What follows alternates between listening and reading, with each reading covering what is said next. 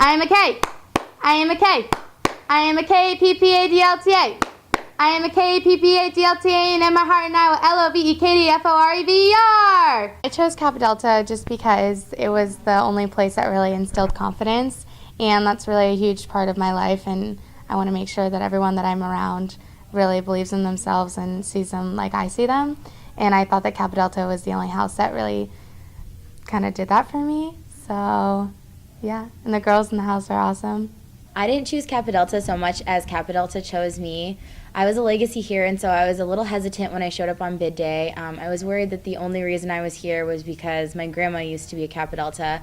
But with all the love and the support that the girls gave me, I've just found my home, and I don't know what I would have done without Kappa Delta. So going through Rush is a pretty difficult experience considering I didn't know what was coming next, and I'm kind of the person that always has to know what's happening.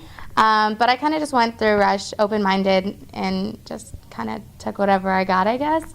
And there were definitely days where I was like, why am I doing this? Like, I don't want to be doing this. And there were days when all the girls I was around were like putting makeup on and doing the hair, and I'm just not that kind of person, even though I'm wearing makeup right now. But I'm usually not that kind of person.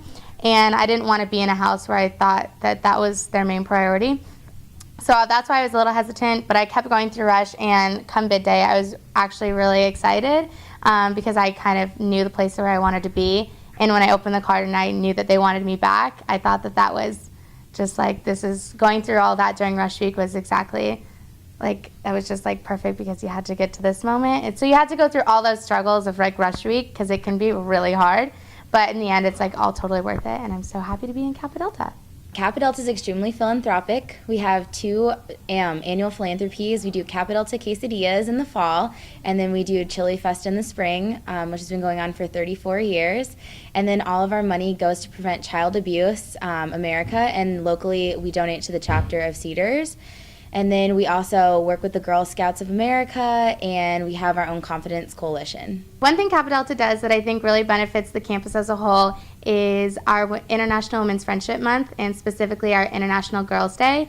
And that's kind of bringing back our instilling the confidence in the people around us. And last year we did pinwheels, and they like said something like confidence based on it, like you're beautiful, or like smile because you have like the best smile, or something like that. And this past month we did bracelets that said be confident or something in regards to that.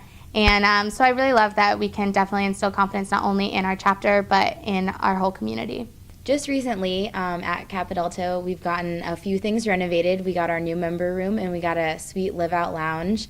And we also got our computer room and our laundry room redone. So there's always renovations going on. And over the summer, I was in charge of decorating for recruitment. So I got to pick out a bunch of cool picture frames and show off my creative side by decorating the house.